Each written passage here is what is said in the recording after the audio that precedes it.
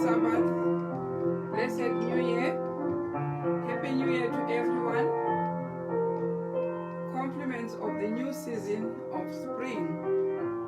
And we want to welcome you all in this Sabbath. It's the first day of the month of Abib.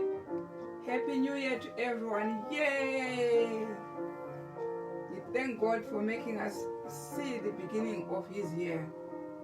And we are saying, may all be blessed who worship Him according to the appointed times that He has designed in this Bible. Someone has to take the cause of God and make it his own. So I say, blessed New Year, blessed new moon, blessed month of Abib, as we are going to study the covenant of God, which is according to the ceremonial law. You find that this ceremonial law is what will make us shine, as we started yesterday. It shines. It shined on the face of Moses. It will shine on your face, direct your footsteps, and give you abundance of strength and health and protection from above. We have seen how important the gospel, and the gospel is only in Leviticus chapter 23. That's what we saw yesterday. Now, as we continue God's covenant, we have to study in deep. If we don't finish, we still continue next Sabbath.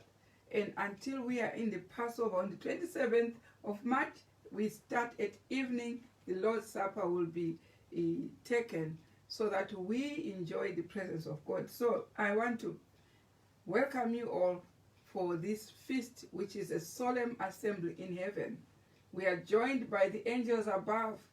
They are all worshiping God today and raising the banner of His appointed times. Blessed feast and Happy New Year. We are going to start with a quote from Patrick's and Prophets, page 311, second paragraph. You will find that in that quote, it will tell you and I that the ceremonial law was provided in the beginning of the event of sin. That's where the ceremonial law was provided. But we want to see why it was given to our parents Adam and Eve when they sinned. Eventually the ceremonial law started. Now, on 311, let's start from that paragraph. Let's hear. Again, the people were reminded of the sacred obligation of the Sabbath. Mm-hmm. Yearly feasts were appointed, at which all the men of the nation were to assemble before the Lord, bringing to Him their offerings of gratitude and the first fruits of His bounties. Right? The object of these regulations was stated. What were the object of giving us this feast, these yearly assemblies? Why did God give them the ceremonial law and these feasts? Why was it? What was it that He had as an object for keeping these feasts? Now let's read. They proceeded from no exercise of mere arbitrary sovereignty. Right? All were given for the good of Israel. Right. They were only given for the good of the people of Israel. And what?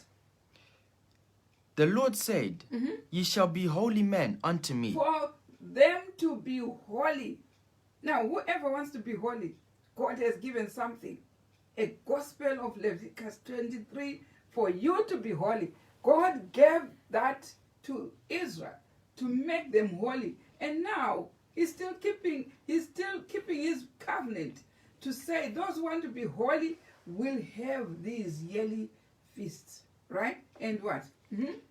Ye shall be holy men unto me, right? Worthy to be acknowledged by a holy God. Our Sister White, our prophet of the hour, she wrote clearly that these yearly feasts were given so that people are holy. So that you and I is holy. So it means without them, we cannot attain holiness. Like we saw yesterday when we started. Without the gospel, the 10 commandments only are a signpost to show you where you transgress. But the feasts are the gospel that God has given to make you and I holy.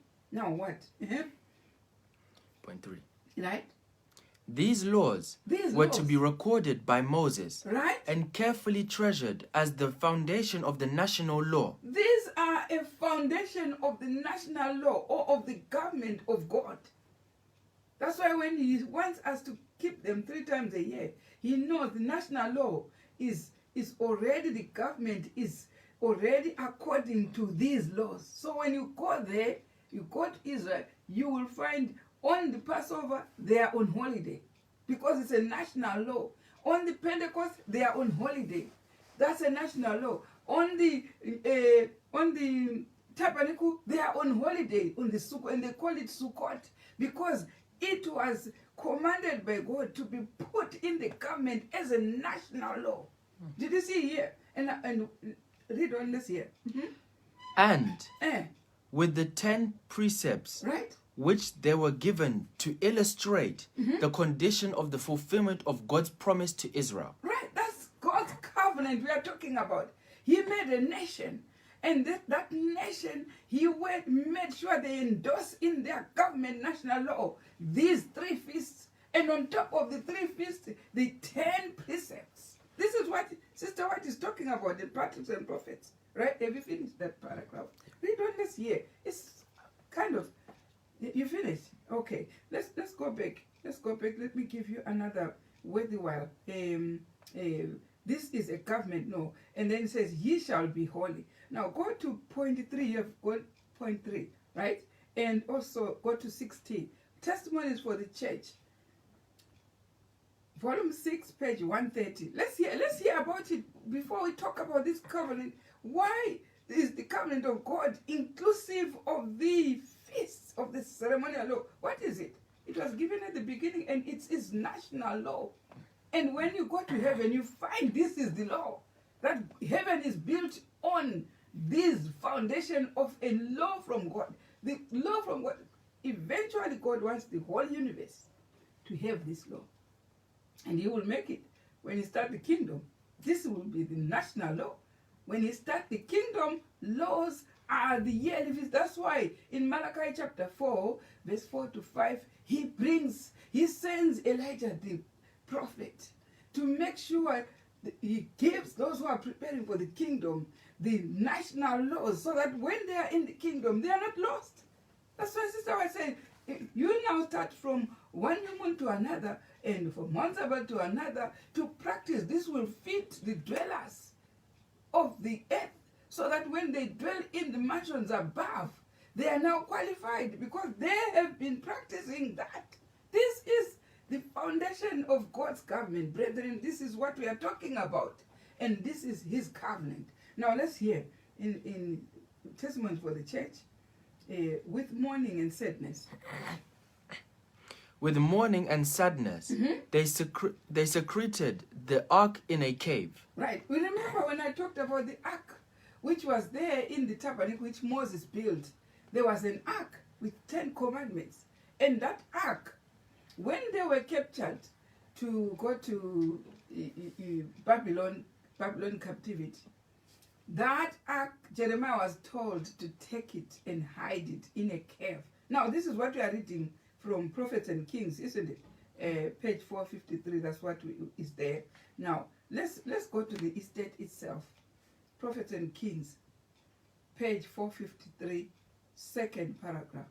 Now, start from there. I want to understand what happened about this ark. Now, let's hear. Among the righteous, still in Jerusalem, to whom had been made plain the divine purpose, were some who determined to place beyond the reach of ruthless hands the sacred ark, containing the table of stones, on which had been traced the precepts of the Decalogue. Right?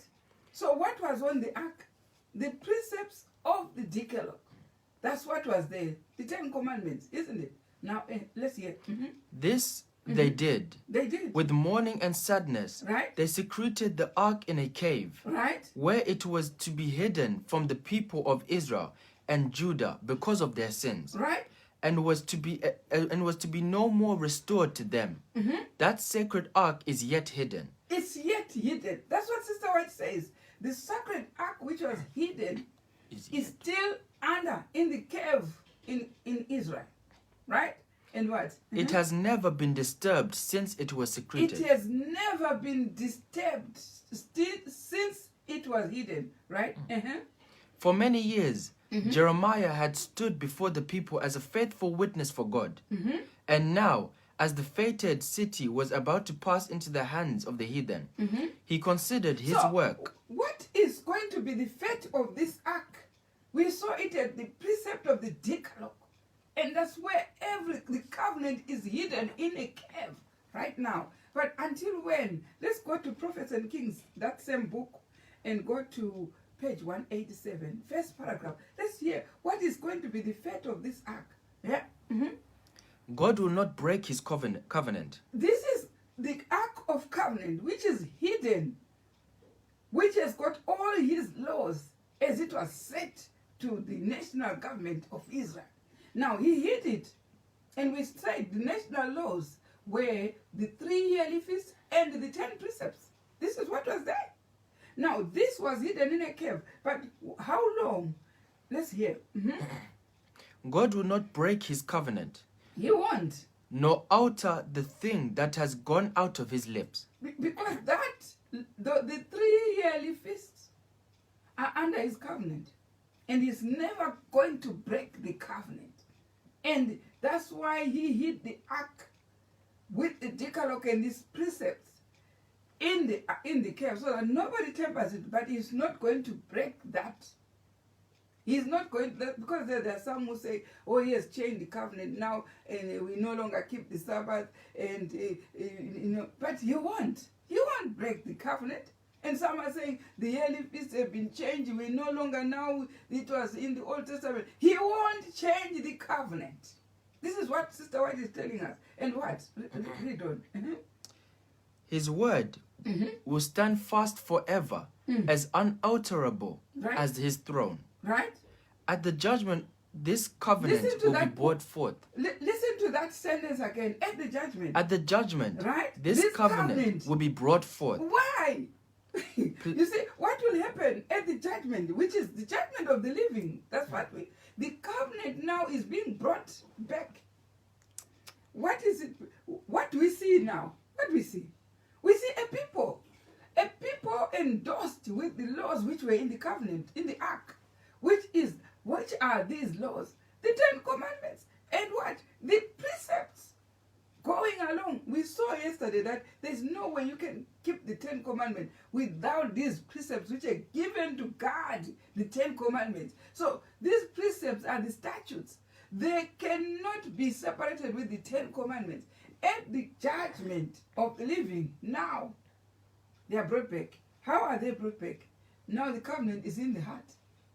What is in the heart? The 10 Commandments and the feasts. They are supposed to be endorsed in the heart. Now they are coming back to us as a people. That's the covenant. That's the ark brought back in the last days. Now, have you finished that paragraph? Just finish it.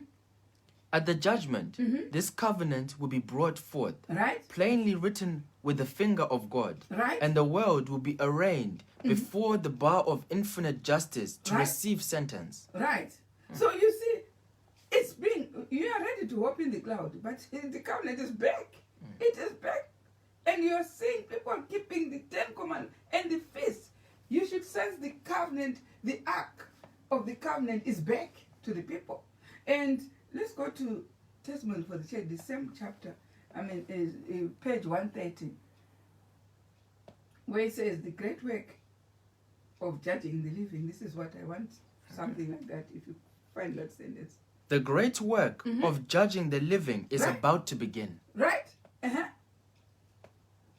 you finished? It's just the sentence. Yeah. Now, let's hear the whole paragraph. Yeah. 130. No, anyway, the point what we wanted from that paragraph is that the great work of judging the living has begun. It's begun now. And we saw in the Holy of Holies, Christ starts with the judgment of the dead, later preceded by the judgment of the living. But what does he use in the judgment of the living? The great covenant with the 10 Commandments, the Decalogue, which is enclosed by the precepts given to guard it these are brought back to us. Now, let's go to another chapter. We are talking about the covenant here today. The ark, we see that the ark with 10 commandments. Can you go to John chapter 1? I'm trying to omit the things that we know. I can't be talking to you about the Sabbath. You know the Sabbath. But where we want to know better is, let's go to Great Controversy, page 452. Want to know better about this covenant. The Sabbath we know. Everyone talk about the Sabbath, they know it's Saturday and it's supposed to be kept from sunset to sunset. You don't need so many exposition on what you know, isn't it? Now let's hear from Great Controversy, right? 452. Yeah, let's talk more about that Sabbath, 452, where it says the seal of God, God's law, in the same paragraph you were reading. In your inbox, I have sent it, the seal of God, under the seal of God, C, part number C. The seal of God. Yeah. The seal of God's, the seal of God's law is found in the 4th commandment. Right. This only of all the 10 brings to view both the name and the title of the lawgiver. This is what Sister White preached from 1844, was preaching about the first seal, which is Sabbath. Why? It is the name of God is found in that seal. Why? How do you keep the Sabbath? The Sabbath is kept for a memorial of His creation. So that's why it gives us the first seal. But early writing was talking of 3 seals. Go to early writing, page 15. So there is one seal, which is the first one, which talks about God, and it is this Sabbath. Now, the early writing, page 15. The 144,000 were all sealed and perfectly united. On their foreheads was written, God, New Jerusalem, and a glorious star containing Jesus' new name. Right. So you see that 3 seals. The first one is God. The second one is New Jerusalem. The third one is a glorious star. So Sister White was preaching about the first seal, which is God, which is giving the name of God is the Sabbath. Yeah? But the New Jerusalem and the glorious star containing Jesus' new name was for you and I to progress preaching about it. Now let's go to PP, Patriarchs and Prophets, page 368. It says the gospel of Christ. Start with the sentence which says the gospel of Christ shed light. PP 367. Yeah, 368. Okay. So you find the seal of God starts with the Sabbath. Now once you get the first seal, automatically you will find out the second seal, New Jerusalem, the third seal, Jesus' new name, will also come to go where it says The gospel. Yeah. The gospel of Christ sheds light upon the Jewish economy. Now when we go to the gospel now, which is the second seal, which is New Jerusalem, it sheds light on the Jewish economy. And what? And gives significance to the ceremonial law. When you are talking about the ceremonial law, you are on the second seal. The first seal has no controversy because Sister White preached it, that we should keep the Sabbath. And that Sabbath was giving us the first seal. But the second is New Jerusalem.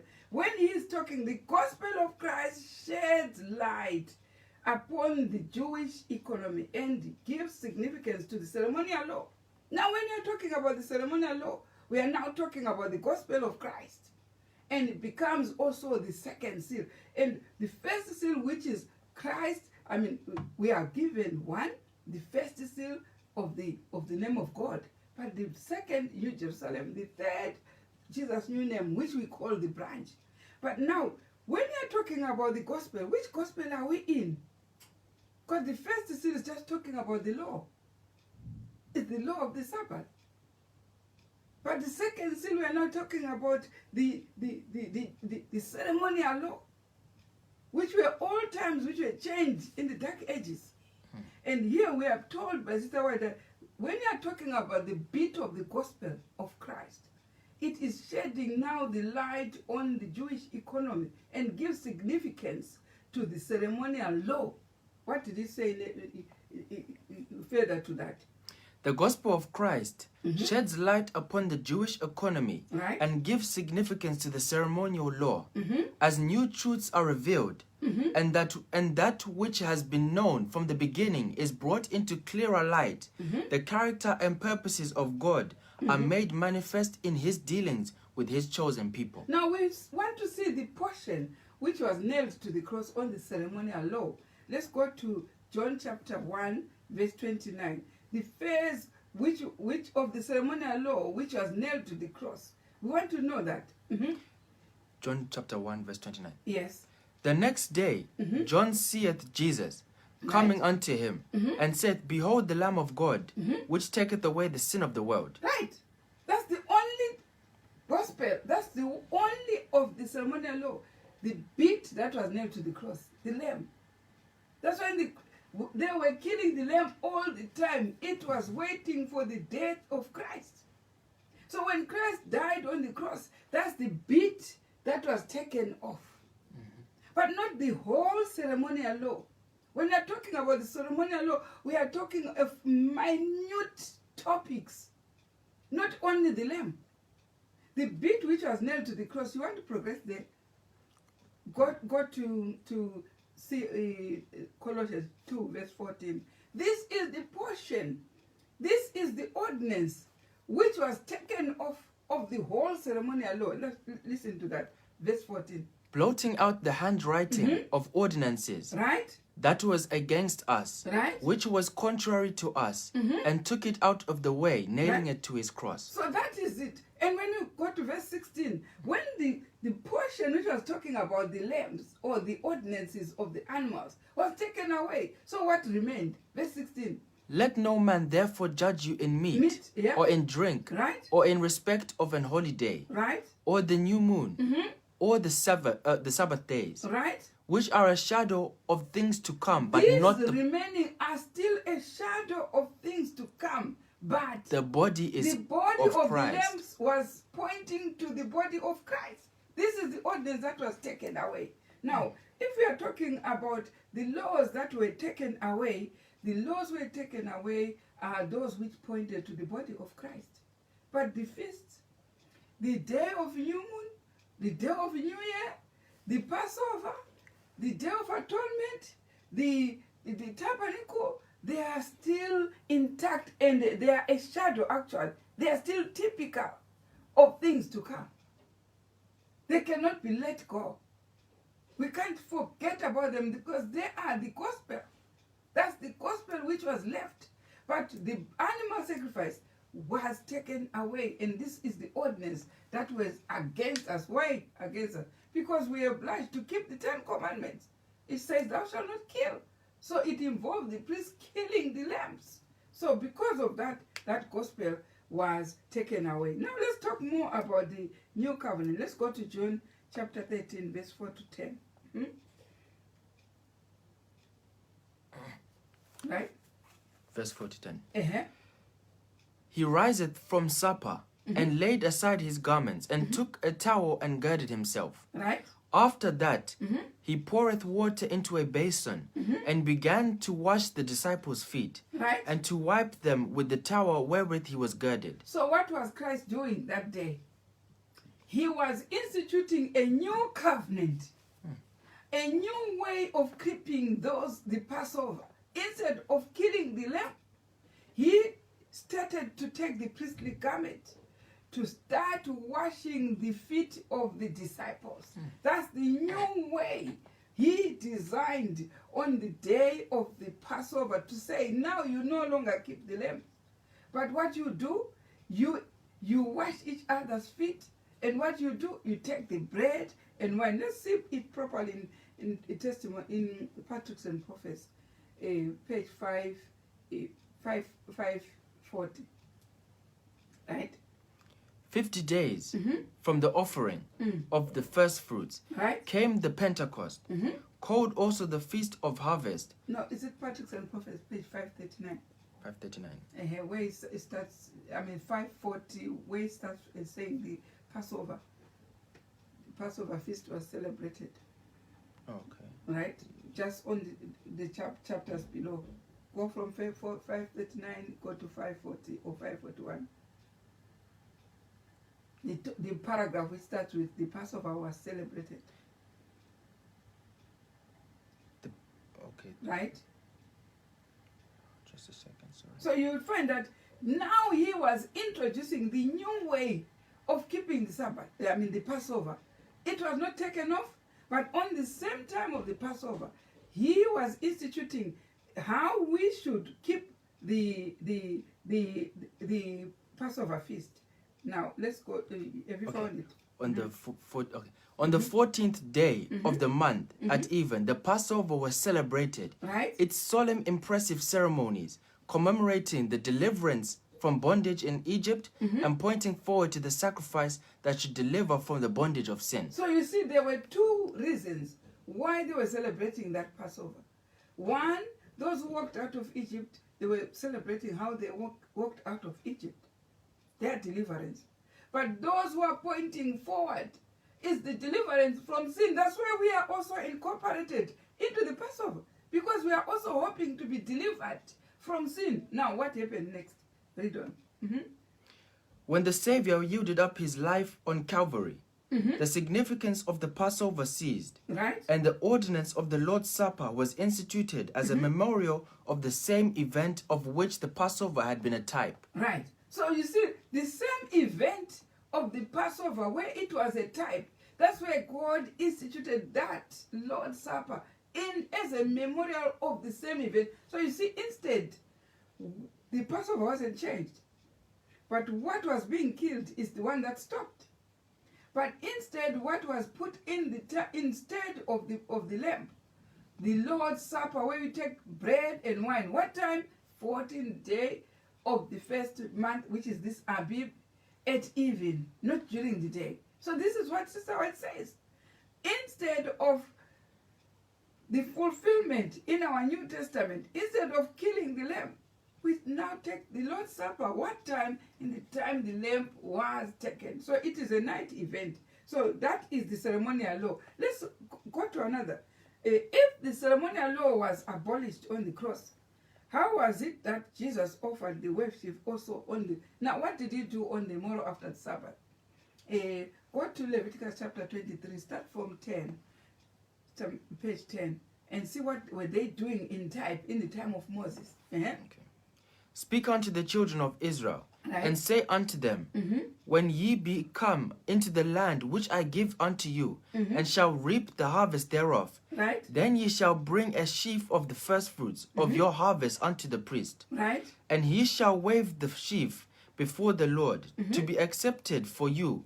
On the morrow after the Sabbath, the priest shall wave it. Right. So let's go to Desire of Ages, page 785. Find where we say, when he was offered, he continued on the morrow after Sabbath, talking about the worship. Start on the first 785, right? Okay. 785. 785, when he's talking about the worship. On the morrow after the Sabbath, Right? the priest shall wave it. Right? Yeah. Go on. The priests, in putting Christ to death, had made themselves the two... Is that the part? Right, right. Go ahead. It's talking about the worship. Christ arose from the Right. dead That's the as the portion first fruits of those that slept. Right. I'm talking about its fulfillment after the cross. How was it fulfilled? These worship, these first fruits that were brought to the priest on the morrow after the Sabbath, which is on the Passover. In the time when Christ was walking on earth, how was that episode fulfilled? We are told by Sister White, on the morrow after the Sabbath, which is a Sunday. Morrow after the Sabbath is Sunday. What did they do? Repeat then. Christ arose from the Right. dead as the first fruits of those that slept. So you see how he was a first fruit together with those who were rising with him. They became a first fruit, just like the first fruit which was being raised on the morrow after the Sabbath on Sunday in the time of the Passover. So it was exactly on time, on the time when these fruits were waved, that these first fruits, which is now human beings, Christ with these saints, were waved, because when they woke up, they went up to heaven and were waved. They were empowered. That's why he was saying to Maria, don't touch me until we go. They were going up to fulfill what the priest was doing on earth, waving the wave sheaf on the third hour. And when they went, they were waved. So let's go on, let's see what happened. He was the antitype of the wave sheaf. That's what Sister White says.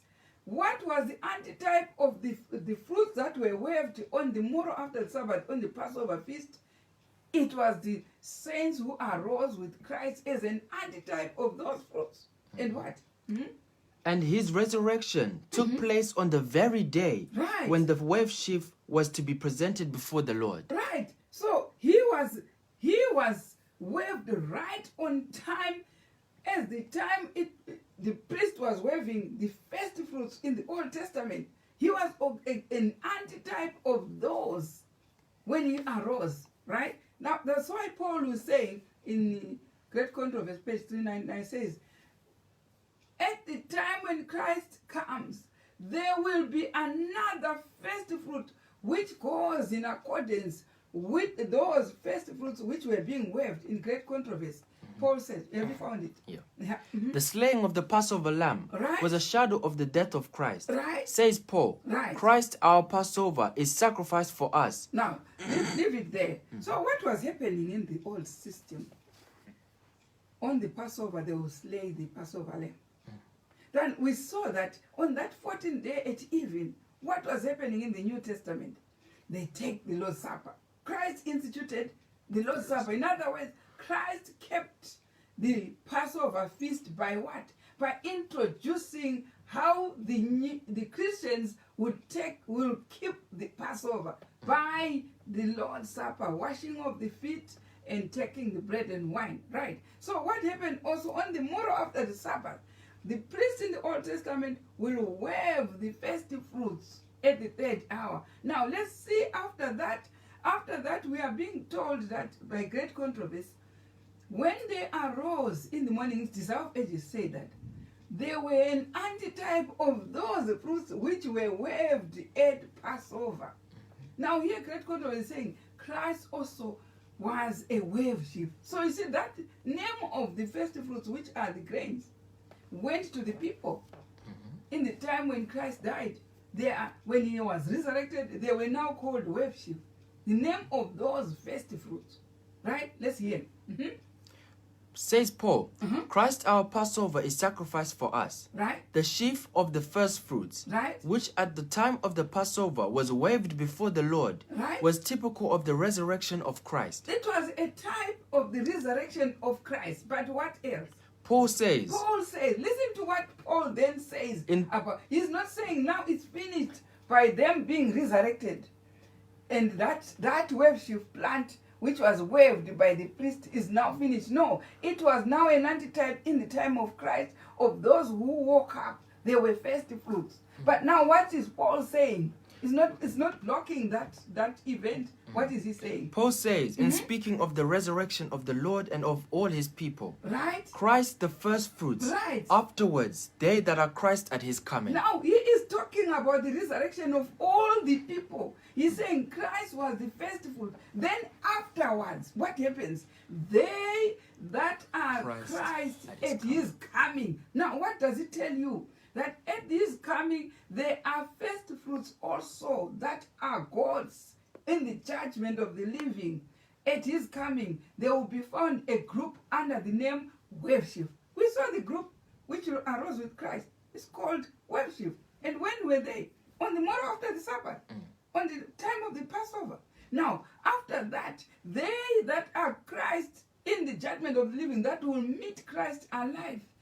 Also, they are called wave sheaf. There is a portion of the saints called wave sheaf on the morrow after the Sabbath.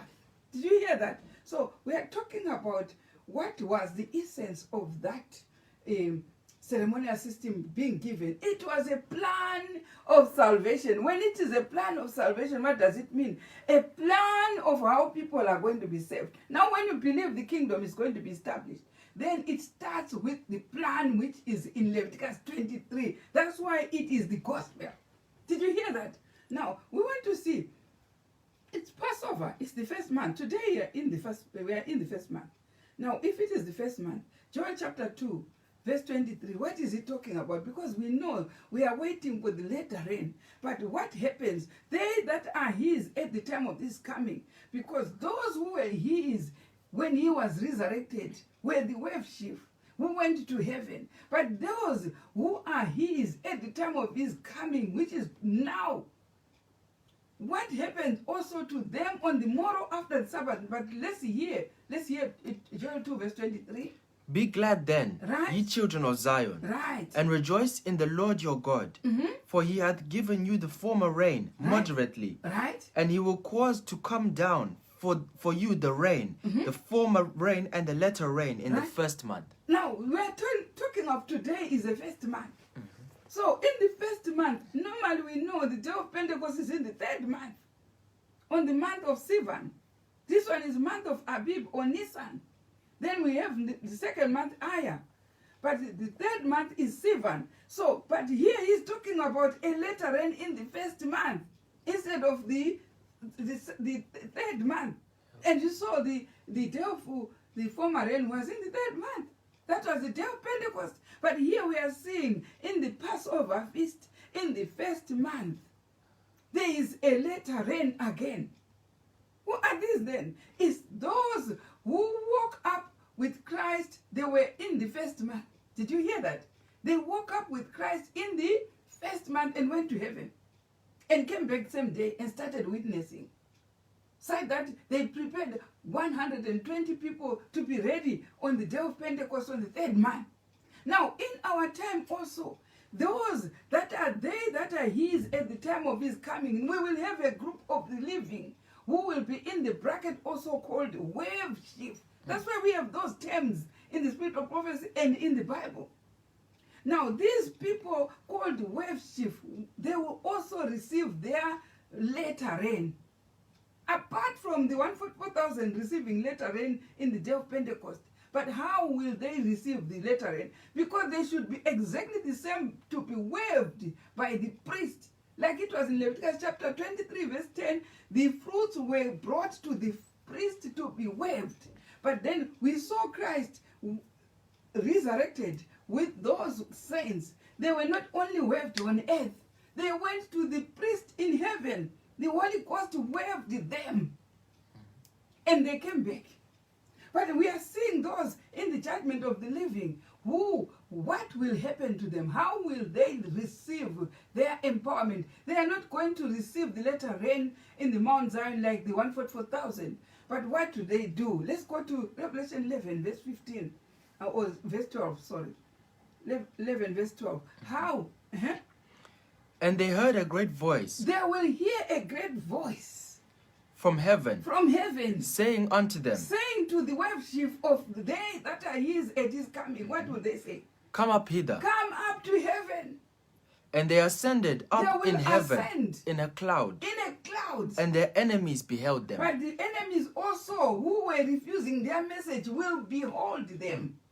And the same hour At the same hour was there a great earthquake. there was a great, because earthquake came because of the voice of God. We say, come up here to the saints. The saints, the wave sheaf, heard the voice. But those who were not in their group heard an earthquake. Now, this is the voice of God. That's why at the same hour there was an earthquake because of the voice of God. But because the wave sheaf of the living had already been called up to heaven. And what? And the 10th part of the city fell. And we told, and what happened when they fell? And the earthquake was slain, and in the earthquake was slain of men 7,000. And the remnant were affrighted and gave glory to God. What happened to the church which was being judged first? They were slain about 7,000, which is 7 is complete of the slaughter of Ezekiel 9. It happened at that very moment. And what happened? The remnant, those who were left without the slaughter, those who had the seal, they were left out. These are called now the remnant. The remnant now are frightened. Why? Because the message which was coming from the worship, those who were first collected. Why? Because the design is in Leviticus 23. That's the one that God is following on them that are now being incorporated into the kingdom. It starts by the worship being called to heaven and empowered and came back. But at the same time, there's an earthquake because the voice said, come up here. And at the same time, there are people slain on one city only, on one house of God only. That's Ezekiel 9. And also 7,000 were slain, which are 7 complete. 7 is a value of completeness of those who rejected that message. Do you see what will happen? And then what happened when they were sent up, it is a third hour, equivalent to the time when they were sent up in the time when Christ was resurrected, when? On the morrow after the Sabbath. Did you hear that, brethren? And then what happens to them? They come back. When they come back, those who went with Christ when he was resurrected, they went and came back. And what did they do? For 40 days, they were witnessing. They were the ones who were confessing that Christ is risen, because people had been told Christ was stolen by the disciples. But these ones who came back with Christ went to witness. And as a result, 120 disciples were ready to receive the former rain on the third month. Let's hear Joel 3 talking of the third month, because Joel was talking of the first month. Now Joel should talk about the third month. Now, what happens after the ones in 2 verse 23? Now you go to verse 28. Mm-hmm. And it shall come to pass afterward Right. that I will pour out my spirit upon all flesh. So Joel is telling us that after this first fruit, or the first month has been, the latter rain has been poured on the first month to the worship. Now after that, in verse 28, is now the third month, which is 7, the 144,000 will be ready to receive the latter rain. This is what happened on the third month. But where is this design? This design is coming from Leviticus 23. Go back to Great Controversy, page 399. It says, Paul says, now read it properly so that we all understand it. Mm-hmm. The slaying of the Passover lamb was a shadow of the death of Christ. Right. Says Paul, Christ our Passover is sacrificed for us. Right. The sheaf of the first fruits, which at the time of the Passover was waved before the Lord, was typical of the resurrection of Christ. Right. Paul says, in speaking of the resurrection of the Lord and of all his people, Christ the first fruits, afterwards they that are Christ at his coming. Right. So you see, afterwards, they that are theirs at his coming. But where is the design of them? We saw the worship at the Passover. Now we are seeing the one for 2,000 at the Feast of Pentecost. But where is the design? Go to in like manner. In like manner. Right. The types. No, it starts with where it says these types.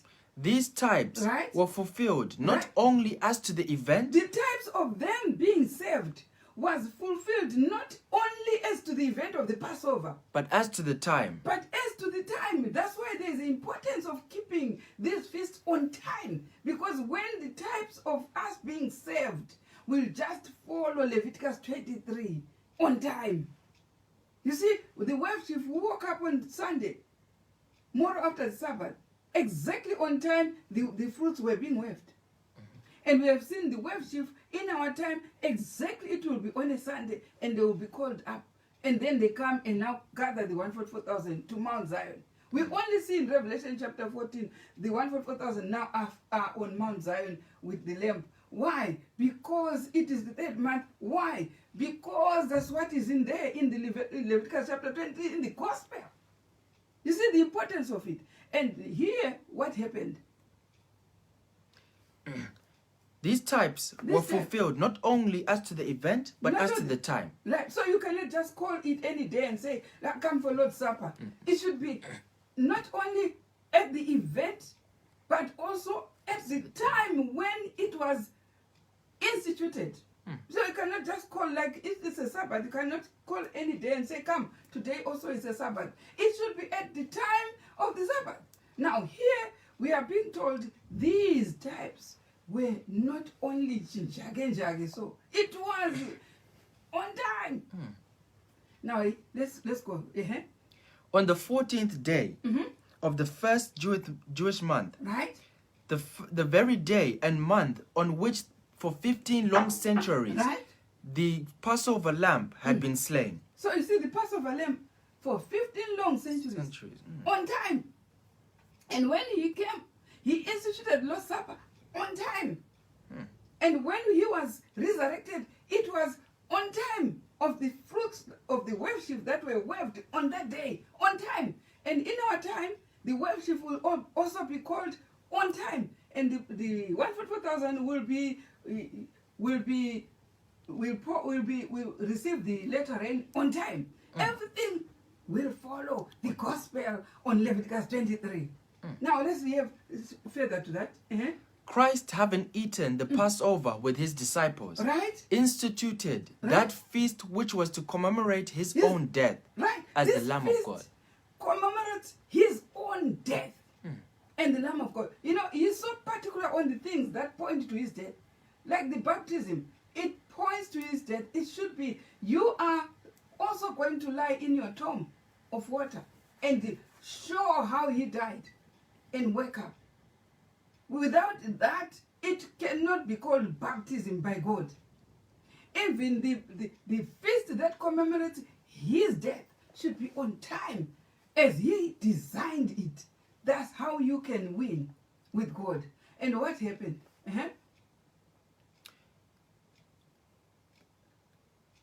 Where you left? Christ, having eaten the Passover with his disciples, Right? instituted the feast which was to commemorate his own death So who as the Lamb of instituted God. that feast? So if we say we are keeping that feast, are we actually knowing we are obeying a command where Christ instituted a feast? He instituted a feast, not for us to change it and do it what we want. Like what he did, he instituted the day of the Sabbath. And we cannot keep it otherwise. He instituted. Now he instituted the feast and its date and its time. So how can you dilly-dally with something that he instituted? He kept it and instituted it. When we are taking the Lord's Supper at even, it's a feast which has been instituted on a date and time. Now let's read on. And as the antitype, on that same night, he was taken by the wicked hands to be crucified and slain. Right. And as the antitype of the worship, Right. our Lord was raised from the dead on the third day, Right. the first fruit He was of not them only that slept. raised as a first fruit. He took line with what was on Leviticus 23. On the morrow of that Sabbath, the first fruits were waved. Now he woke up as a first fruit. And they that are his at the time when Christ comes, there will be a group of the judgment of the living that will be theirs as worship of the living. Did you hear that? Now, let's go to the ceremonial system. Now, finish that one. Finish when it says, in like manner. In like manner, the types which relate to the second advent Right. must be fulfilled at the time pointed out in the symbolic service. Now, when you go to the second advent, how then do you find the time of the second advent, of the coming of Christ? That's the second advent. You go to Leviticus 23. This is why we are keeping this ceremonial system of the feast. The only thing that we do not do is the slaying of the lamb. But the feast, we ask God, how do we keep then the Passover? Because there you were eating the lamb. But what we do, we eat the Lord's Supper on the Passover. Now on New Moon, what do we do? Isaiah chapter 66, verse 22, or 68 from Sister White, says, we come before God to worship God from one new moon to another, from one Sabbath to another. Now you ask for every time which was given in that ark which is hidden in the cave. Did you hear that? The tabernacle, he says, you go on the 7th month, on the 15th day of the Jewish calendar. Now, the Jewish calendar is not even known, but today it starts. When it starts today, then it's the 1st month. So count how many months from here, which one is the 7th month. That's how you get it. Counting every 30 days. And if you are lost, go where he walked.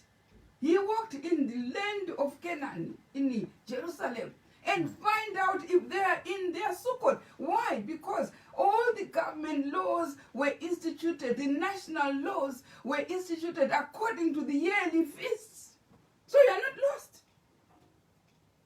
How did we come to the Sabbath? We went there because their laws, national laws, are according to the Sabbath, are according to the yearly feasts. So you have no problem of knowing when it is. That's how people, when you are telling people who don't keep the Sabbath on the right time, you say the design is there in Luke chapter 23, verse 53. When Christ was buried on Friday, that day was, what was following Friday was Sabbath. That's what Luke chapter 23 tells us. Now, when you also want to keep the Feast of Tabernacle, that design is there, Sister White say, the Jewish calendar, when is the 1st month? Let's hear what in 537. When is the 1st month? When you're talking about today, is the 1st day of the 1st month. When is the 1st month? Let's hear to that. 537 Patriarchs and Prophets, right? How do we find the 1st month? Even if you don't go to the Jewish system, but what does Sister White say about the 1st month, right? The first of these festivals, right? The Passover, the Feast of Unleavened Bread, occurred in Abib. Right. How do we find Abib? The 1st month of the Jewish year, right? Corresponding to the last of March. She also says, go to the Jewish year and find out which one is their 1st month. And what else? Corresponding to the last of March, right? And the beginning of April. What is the date today? 14th of March. So we are going to the last of March. And what? To the beginning of April. It will finish at the beginning of April. So this is what she calls the 1st month. Is she correct? Yes, she is. Where are we now? We're in March. So the last of the month of March finishes with the 1st month of the Jewish calendar and of God's year. This is what he gave to the nation. And he said it should be established as a national law in that government. It's there. So we have nowhere to say, I was lost, I didn't know this one. When you read from our own prophet, Sister White, she will tell you where to get the 1st month. And when you cannot go there to ask, when you can't ask them which one is the 1st month or whatever, he says, okay, go to March, the last bit of March, and the beginning of April, and you can't even still find it, or you still want to find it more. What does he say? Furthermore, the cold of winter was past. Check what one. Are we in winter? Right now, we are in winter. Unless the countries are in South or Africa and they are not in winter, but here in the Northern Hemisphere, we are in winter. The winter is finishing. So today we are in spring. You can't still find the date. What else? Read on. The cold of winter was past, the latter rain had ended, and all nature rejoiced in the freshness and beauty of the springtime. So we are in spring. But you go to other continents, they are not. This is not their spring.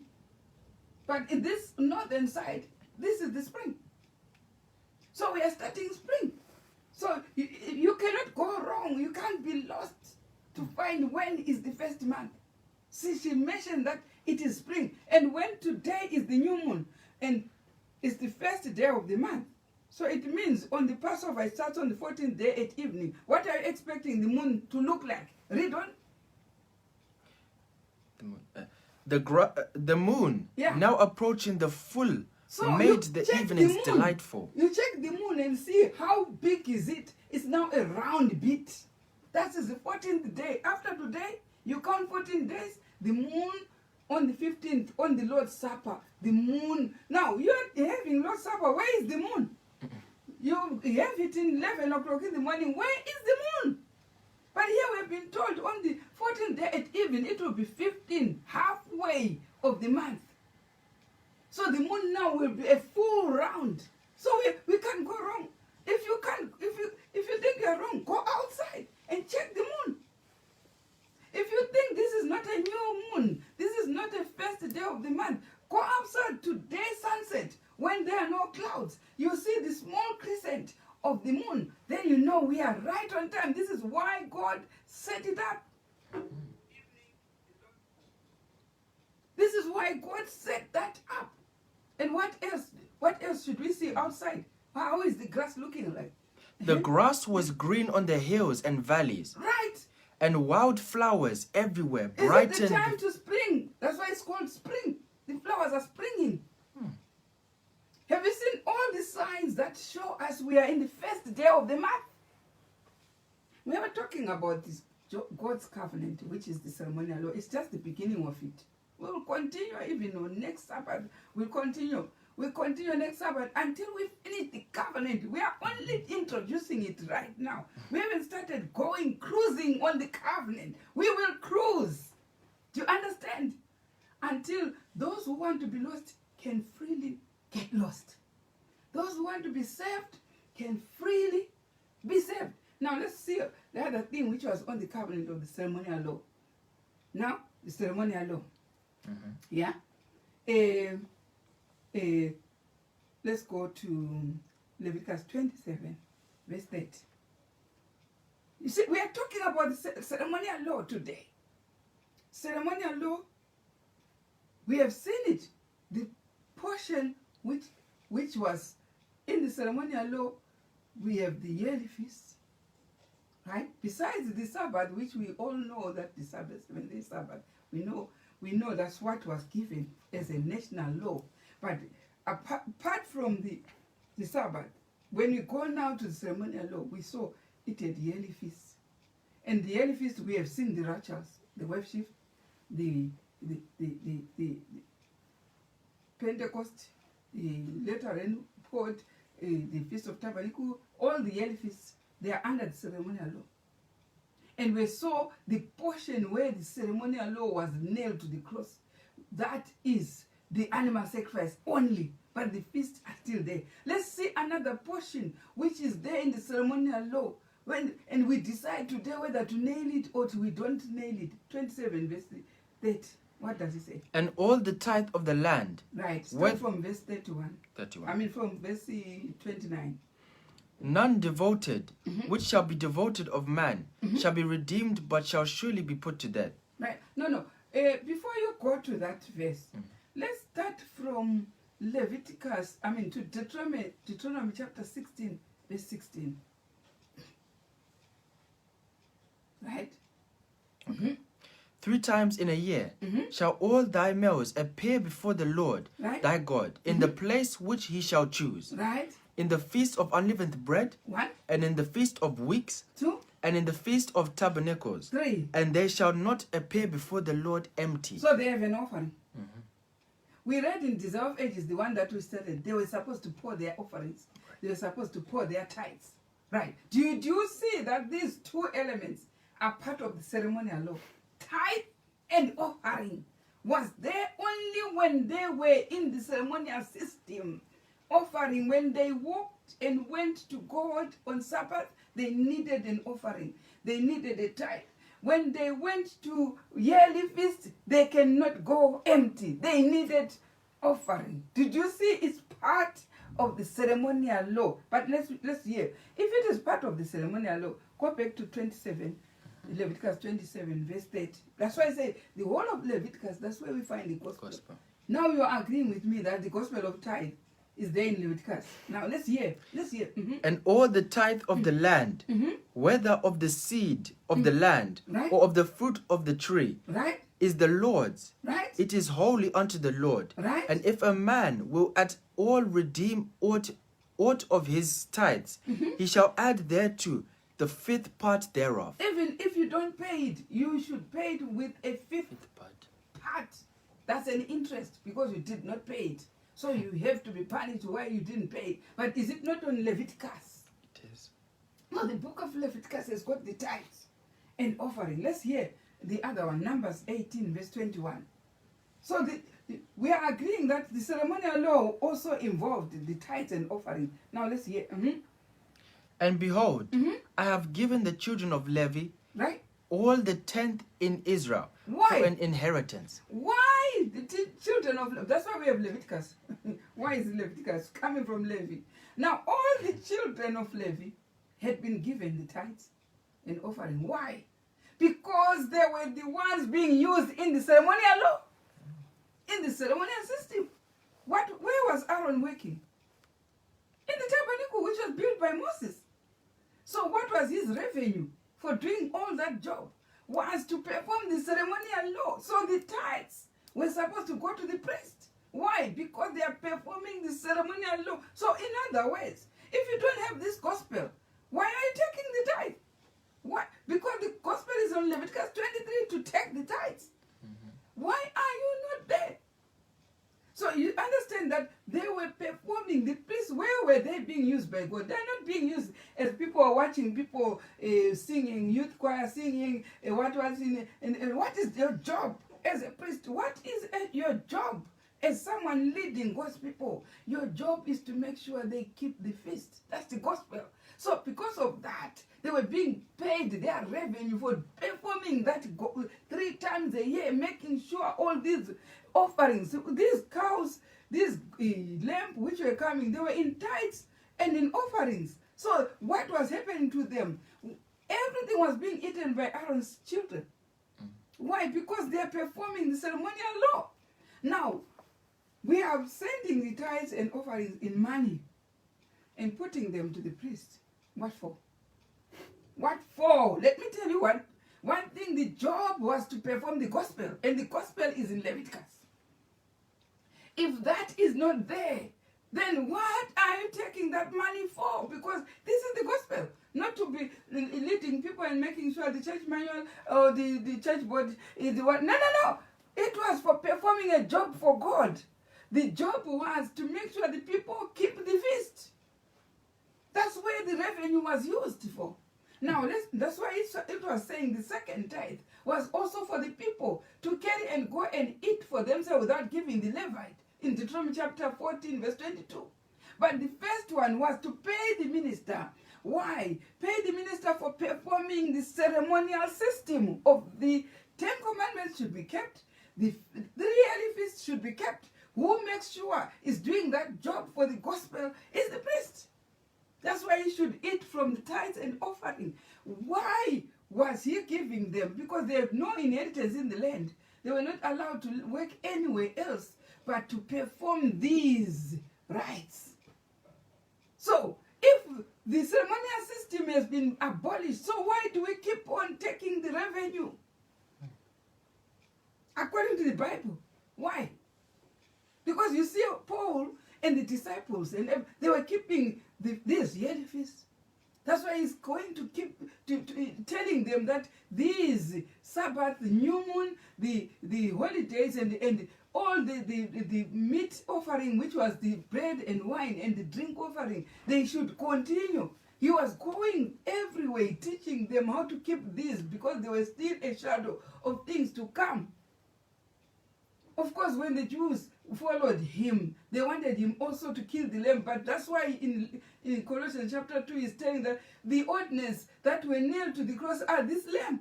But these ones are still a shadow of things to come. So what was his main job? The main job of Paul and the disciples was to keep these feasts and introduce them to the whole people who are joining the Christian world. This is what was happening. But if you then say this job was nailed to the cross, then why take the revenue? Why? Because people have to assemble. The 10 Commandments cannot tell you to assemble. It only says 10 Commandments rest on Sabbath. That's it. You and your son and your son. It does not command you to go to church. It does not. The going to church is in Leviticus. That's the gospel is in Leviticus. Because when you read the first convocation is let's read it. Leviticus 23. The first convocation is a Sabbath. The first convocation is a Sabbath. Read from 23 verse 4. Let's hear. Maybe verse 3, maybe? Start verse 4. 4. These are the feasts of the Lord, Yeah. even holy convocation. That's where we find holy convocation, including the Sabbath. Because it's a feast also. So let's hear the first feast, verse 1. Verse 1. Because if you are talking of convocation, you are back in Leviticus. You are not on Exodus 20. On 20 is just a landmark. So, thou shalt not kill, thou shalt not eat. Remember the Sabbath and keep it holy. It doesn't say remember and go to church and convocate. It doesn't say so. But the convocation is in Leviticus. These are the feasts of the Lord and the holy convocation. Now let's hear the first convocation. Yeah? 6 days shalt work be done. Right? But the seventh day is the Right. Sabbath of rest Right. and holy convocation. Do you see? That's a holy convocation, which has been designed in Leviticus chapter 23.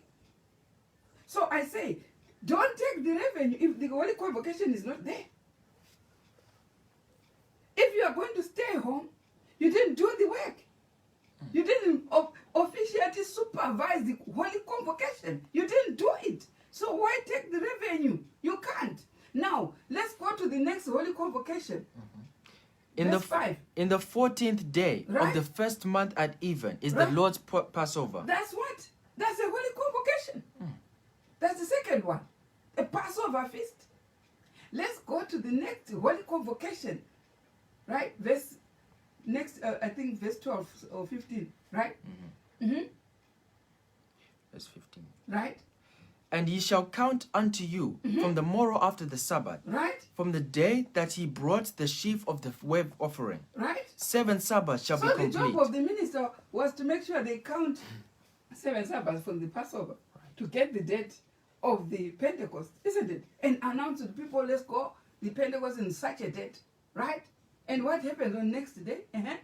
Even unto the morrow after the 7th Sabbath Right. shall ye number 50 days, So and 50 ye shall days, offer when me. it is now 50 days, is the day of Pentecost. That was the work of the minister, to tell the people. And what happens? On the day of Pentecost, what happens? Ye shall bring out of your habitations 2 wave loaves Right? of 2 tenth deals. Right? They shall be of fine flour. They shall be baken with leaven. They are the first fruits unto the Lord. So when those first fruits were 2 baken with leaven, these 2 wave loaves, yeah, they are counted loaves. Yes. That's why we found on the Acts chapter 2, counted people, 120 people receiving the former rain. Yes. What day was it? Now let's go to Acts chapter 2. What day was it? Yeah. And when the day of Pentecost was fully come, Yeah. they were all with one accord in one place. Why were they there? It was a holy convocation. Yes. Did you hear that? It was a holy convocation. It was exactly 50 days from the Passover where Christ was killed and resurrected. It is coming from Leviticus 23, where the gospel is. So the disciples continued with the gospel. You can see Peter talking about the telling people what was happening when people had received the former rain. People were talking in tongues and people were all amazed. Let's hear what they say. They were all amazed in verse 12. Yeah? Verse 12. And they were all amazed Right. and were in doubt, Right. saying one to another, Right. What meaneth this? What means this? Then the minister was there is Peter. Let's hear. But Peter, standing up with the Peter now 11, stood. That's the job of a minister, right? lifted up his voice and said unto them, Right? Ye men of Judea, Right? and all ye that dwell at Jerusalem, Right? be this known unto you, and hearken to my words. Right? For these are not drunken drunken, as you suppose, right? seeing it is it's but the third hour hour. of the day. He is now explaining to the people who are amazed. So his job was to make sure they keep that Pentecost. And after keeping the Pentecost, they received the Holy Spirit, and he's explaining exactly. He is doing a good job as a minister. It's well after the cross. It's in the New Testament era. So you see, the job description was still there of maintaining the feast. Do you understand? So I'm saying the ceremonial system involved the revenue of the ministers who were going to continue making sure people assemble. On Leviticus 23, we could have read the whole chapter and see all these holy convocations. This is their gospel. This is the ministry. continuing with the Leviticus 23, now in the antitype, we saw at Passover, Christ instituted on that holy convocation at the night of the 14th at evening, instituted the Lord's Supper. Thus the minister should institute the Lord's Supper and count to the people, make sure they are in accordance with Leviticus 23, which is the gospel. Did you get that? So let's hear in Malachi chapter 3, verse 8. Malachi 3, verse 8. Mm-hmm. This is the ceremonial law we are talking about. Yeah, verse 8. Will a man rob God? Will a man rob God? Yet ye have robbed me. You robbed God. But ye say, right? Where? Wherein Where? have we robbed thee? Right? In tithes and offerings. You see, they're still talking about the ceremonial law of tithes and offering. Where to go to? To the minister who is officiating the gospel in Leviticus 23. Apart from that, God knew he has given them a job to do, which is for eternal. We have read from Desire of Ages. It is for the whole life. He knew he has given that job of convocation as from the gospel in Leviticus 23. And he knew the job will need the minister to be paid from tithes and offering, but not from supervising people and driving cars, Porsche cars, and seeing what is, and I'm calling men of God and only preaching sermons which does not even move anyone. We just say, oh, well done, we know how to talk. But we need ministers according to the Bible who will maintain the holy convocations that God has. That's why God is complaining in Jeremiah chapter 8. Let's go to Jeremiah chapter 8. He's complaining, right? Verse 7. Verse 7. Uh-huh. Here, Yeah. the stork in heaven The knoweth stork in heaven. her appointed time. They know. And now the birds were not here. But because we are in spring, you can hear them. Yeah. Outside. They know the times. That is spring now. And what? And the turtle and the crane The turtle and the crane. and the swallow And the swallow. Yeah. observe the time of their coming. Right? But my people Right. know not the judgment Where of are the Lord. people today on the first Abib? Springtime. Where are they? And what happens next? How do ye say, How then do you say? we are wise, We are wise people. and the law of the And Lord the law is with of the us? Lord is with us. We are the commandment keeping people. We are. Oh, this was laid to the cross. You are nailing the gospel, which you are supposed to be doing. Lo, No, certainly in vain made he it. the The pen of the scribes is of in the vain. scribe in Leviticus 23 is all in vain. You're not even following it. Now, let's go back to Matthew chapter 23, verse 23, because the tithe was given for that job. So where is it? Yes, it was done in a particular way in the Old Testament, but still the times are still with us in the New Testament. The revenue is still with us. So the job is still to continue. Right, 23, verse 23. Woe unto you, Woe unto you, scribes and Pharisees, right? hypocrites! Hypocrites. For ye pay tithe of mint and anise and cumin, and you have omitted the weightier matters of the law. Where are these weightier matters of this job? Where are they? Why are you paying tithes and mint and everything, and you omit the work which you're supposed to do? Now let's read Leviticus chapter 2, verse 3. And the remnant of the meat offering Right? shall be Aaron's and his sons. Did you see the tithe was given to Aaron? Why particular Aaron? If Aaron would get that money and never perform the symbolic service, as it was given as a copy of what is in heaven, he was a thief.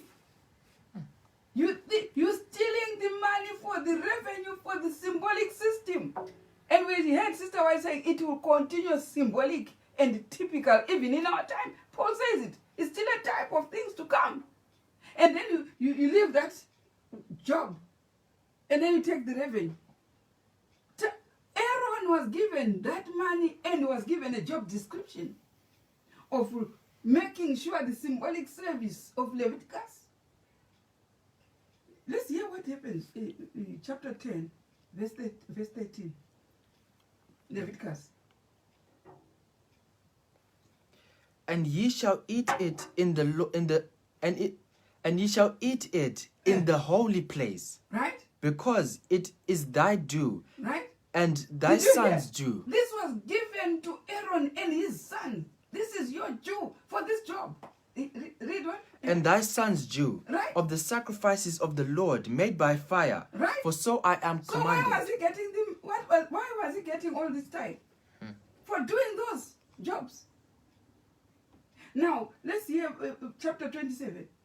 Leviticus 27, verse 21. I think we read it sometime. Yeah. Mm-hmm.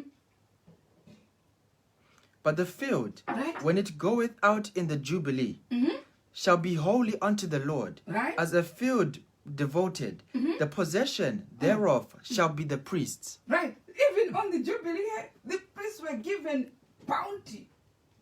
Why? Because they're performing the gospel. It is the gospel they were paid for. Now let's hear. In the New Testament, they say all this was changed in the New Testament. Let's go to 1 Corinthians chapter 9, verse 14. Yeah, you're nailing the job description which God has given us, which all the gems for the salvation of the people is laid through this gospel. And you are nailing it. And as a result, you are off topic. Because the topic is to worship God according to the way He designed. Now let's hear from 9 verse 14. Even so hath the Lord ordained that they which preach the gospel shall live of the gospel. Not they who preach the Ten Commandments, No. but the gospel.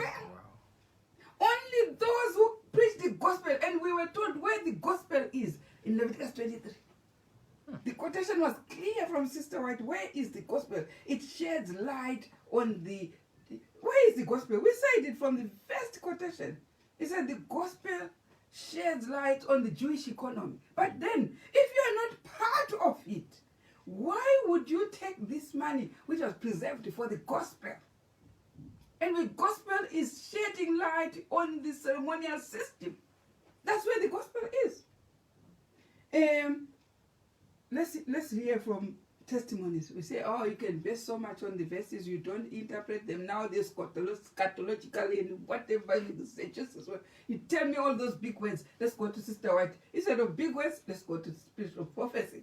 Will tell us exactly where we are. On 19, Testimonies for the Church, volume 9, yeah, page 246. Start where it says, even so, I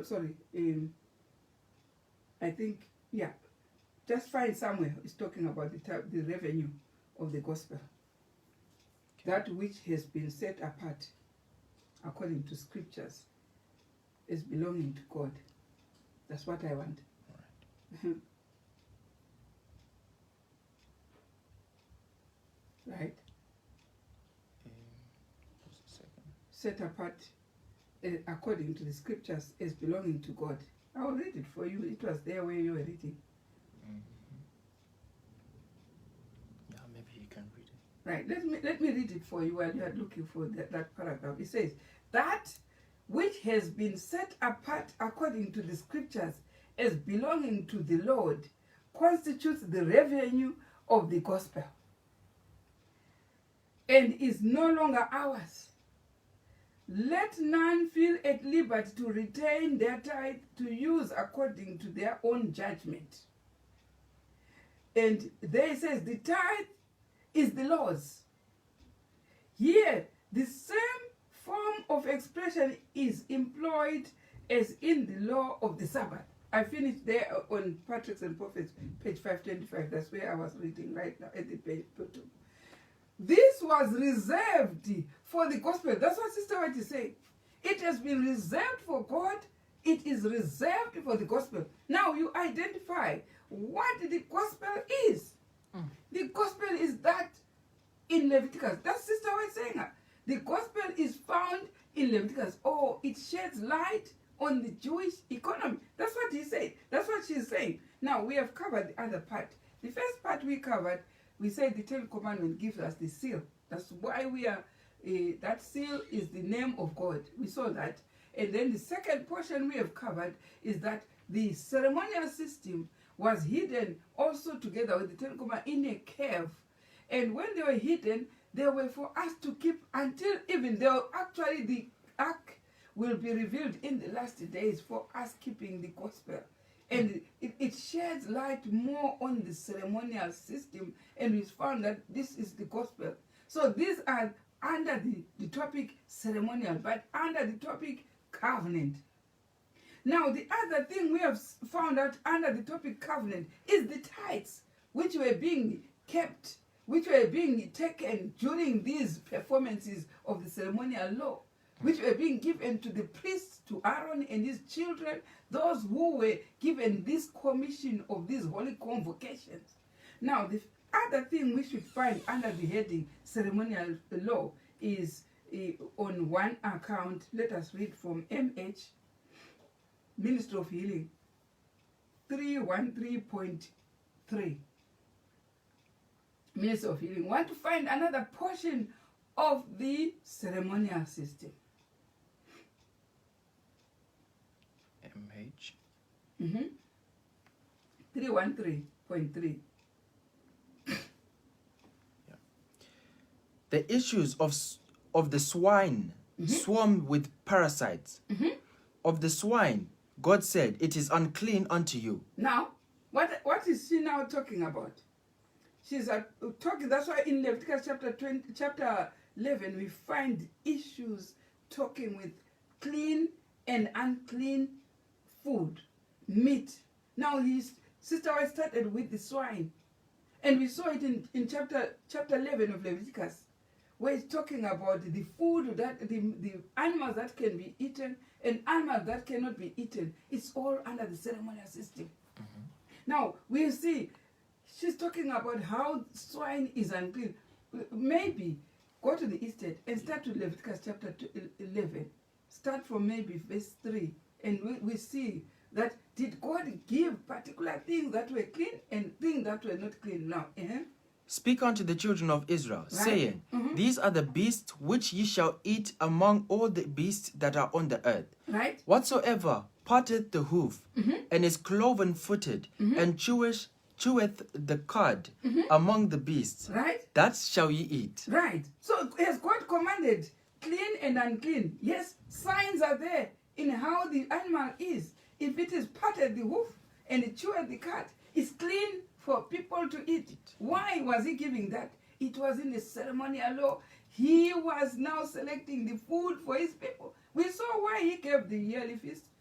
Deserve Ages said it was for them to be holy. Now there's something that will also keep them holy.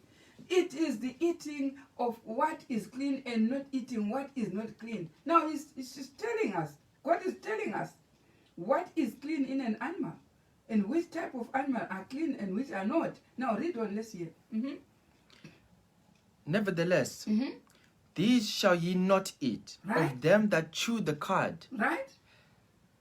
or of them that divide the hoof. Right? As the camel, because he cheweth the cud, but Right. divideth not the hoof, See the reason. he is unclean. Right? And the coney, Right? because he cheweth the cud, but Right. divideth not the hoof, he is unclean unto you. Right? And the hare, because he cheweth the cud, but divideth not the Right. hoof, he is unclean unto you. Right? And the swine, though So what he is the swine? It's a pig. is a pig. As the swine, God has talked about these animals that are not. Now, Sister White in MH is picking on the swine. The reason, telling us one of the animals, which is the swine, why it should not be taken. Now, read what is it there? Of the swine. Of the Okay. Again, we are taught not to eat the unclean things offered to idols. Right. Of the swine, God said, It is unclean unto you. Right. Ye shall not eat of their flesh, Right. nor touch their dead carcass. Right? This command was given because swine's flesh is unfit for food. Right? Never, under any circumstance, was their flesh to be eaten by human beings. Right. Now, you can read on that chapter on MH, Ministry of Healing, page 313.3, and finish it. Why? He was saying it's not fit for them to eat. It was because, now, look, go to point 3. The tissues of the swine Right? swarm with parasites. Why did he say we shouldn't eat? The tissues are swarming With parasites. with parasites. And Of the swine, God said, it is unclean unto you. right? Ye shall not eat of their flesh, nor touch their dead carcass. Right? This command was given because swine's flesh is unfit for food. Swines are scavengers, Right. and this is the only use they were intended to serve. Never, under any circumstances, was their flesh to be eaten by human beings. Right. It is impossible for the flesh of any living creature to be wholesome when filth is its natural element, and when it feeds upon every detestable thing. Right. So you see why now Sister White is elaborating why particularly the food which were designed by God, that they are not fit for us. It is a protection of our body. The ceremonial law provided for them to be holy, provided for them to be protected, provided even the ministry or the convocation which had been designed to be kept going by the tithe and offering to keep them going in that ministry. So all that was in the ceremonial law. Now we have a lot of things that are in the ceremonial law which we'll describe one by one. This is under God's covenant. And if those things are kept well, one, you are free from danger, free from illness, free as a holy person, staying all the time in the arms of God. And these are under the covenant which God gave to his people. And some people, for me to close without putting this verse which is being tilted upside down, I think is it 2 Timothy chapter 4. It says, now the verse 1, now the Spirit speaketh expressly. Have you found it? Chapter 4. Verse 1. Verse 1. Charge thee. No, go to chapter 4, first chapter 4, verse 1. Okay. Mm-hmm. Now the Spirit speaketh That's expressly. This one has destroyed all the clean and unclean, and even the people who profess to follow God, they have gone to that verse and thought, oh no, people who are telling us not to eat the things that were created by God. Let's hear the verse. Now the Spirit speaketh expressly, right, that in the latter times some shall depart from the faith, giving heed to seducing spirits and doctrines of devils, right, speaking lies in hypocrisy, right, having their conscience seared with a hot iron, right, forbidding to marry, and Right. commanding to abstain from meats, which God hath created to be received with thanksgiving of them which believe and know the truth.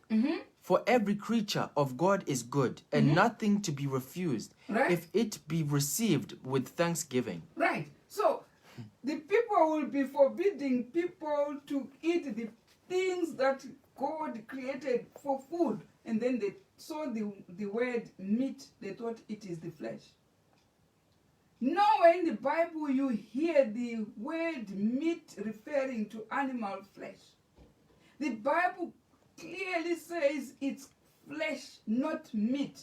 But let's see what is meat in the Bible, which people will say they will be forbidding people to eat the meat that, let's hear what is it. What is meat in the Bible? First in Genesis chapter 1 verse 29. What is meat?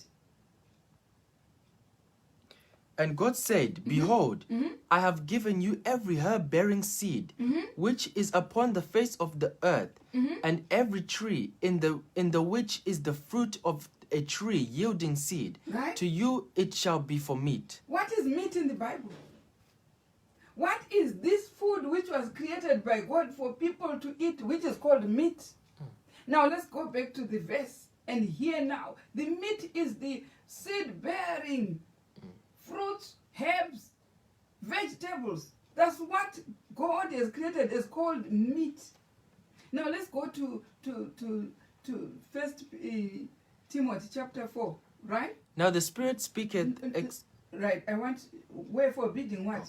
forbidding to marry, What? and commanding to abstain from meats, Right? which God hath created to be received. So, view that verse in a proper way.